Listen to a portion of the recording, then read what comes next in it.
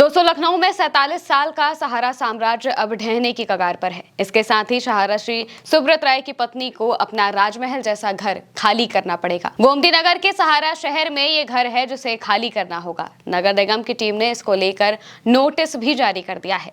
सहारा के मालिक सुब्रत राय, जिनका एक समय पर सिक्का चलता था, अब उनका साम्राज्य धीरे धीरे बिखरता जा रहा है। आखिर इसके पीछे की वजह क्या है? क्यों सपना राय को अपना घर छोड़ना पड़ेगा, समझेंगे इस वीडियो में। दोस्तों, एक समय पर देश के जाने माने बिजनेसमैन की लिस्ट में शुमार रहे सुब्रत राय के परिवार की मुश्किलें अब लगातार बढ़ती जा रही हैं।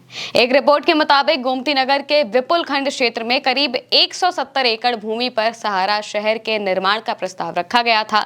नगर निगम ने 1994 से 95 में मुलायम सिंह यादव की सरकार के समय सहारा को 170 एकड़ जमीन लीज पर दी थी, जिसमें से 130 एकड़ जमीन लाइसेंस डीड के तहत आवासीय और व्यावसायिक परियोजनाओं के लिए थी।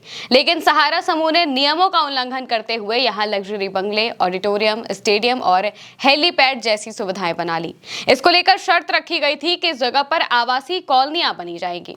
इसमें लगभग 40 एकड़ क्षेत्र में ग्रीन जोन के रूप में भी सुरक्षित रखा जाएगा।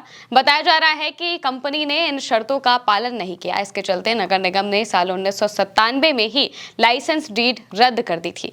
साथ ही सहारा कंपनी को नोटिस भी जारी कर दिया था। ये पूरा मामला काफी समय तक कोर्ट में भी चलता रहा। इसी बीच सहारा के मालिक सुब्रत राय ने इसी जमीन पर करीब 1 लाख वर्ग फीट में आलीशान आवास भी बनवा लिया था, जिसे राजमहल भी कहा जाता है। उनके निधन के बाद ये पत्नी सपना राय का निवास स्थान बन गया। अब नगर निगम ने इस संपत्ति पर ही कार्रवाई तेज कर दी है। बताया जा रहा है कि 11 सितंबर को नगर निगम की ओर से नोटिस जारी किया गया था। बीते शनिवार को टीम ने सहारा शहर की जमीन पर कब्जा लेकर बोर्ड भी लगा दिया। इस पूरे मामले में नगर निगम के अधिकारियों ने सख्त रुख अपना रखा है। नगर निगम का कहना है कि अगर सपना राय ने खुद घर खाली नहीं किया तो उसे सील कर दिया जाएगा। सपना राय को घर खाली करने के लिए नोटिस पहले ही भेजी जा चुकी है, इसलिए दोबारा नोटिस भेजने की कोई जरूरत नहीं है। सपना राय को साफ कहा गया है कि वो जल्द ही आवास खाली कर दे।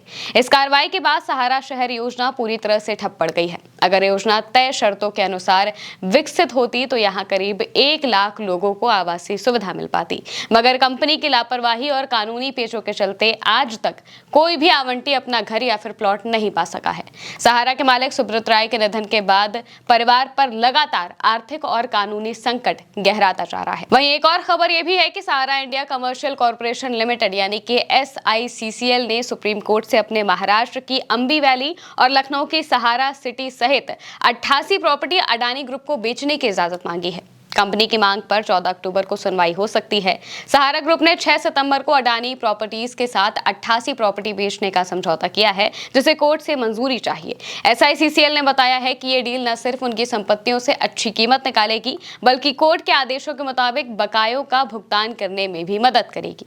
इससे पहले भी सहारा ने कई चल और अचल संपत्तियों को बेचकर करीब 16,000 करोड़ रुपए जुटाए हैं, जिसे सेबी के सहारा रिफंड अकाउंट में जमा किया गया है। कंपनी के निवेशकों और अन्य लोगों को उनका बकाया यहीं से मिलेगा। हालांकि मौजूदा मामले में नगर आयुक्त ने यह भी कहा है कि जमीन का कब्जा ले लिया गया है। वहां पर जो लोग रह रहे हैं उनको भी बता दिया गया है कि वो अपना इंतजाम कर मकान को खाली कर दे। नगर निगम ने सहारा के नोटिस का जवाब खारिज कर दिया है और अब कार्रवाई शुरू कर दी जाएगी।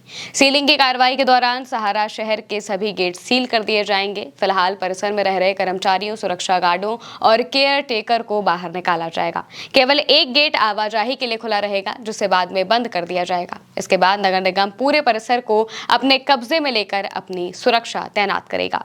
यानी कि अब सुब्रत राय की पत्नी बेघर हो जाएंगी, उन्हें कोई दूसरा ठिकाना ढूंढना होगा और सहारा का बरसों पुराना साम्राज्य धाराशाही हो जाएगा। जो भी अपडेट सामने आएंगे इस खबर को लेकर हम आप तक जरूर पहुंचाएंगे। फिलहाल के लिए मेरे साथ इस खबर में इतना ही। नमस्कार।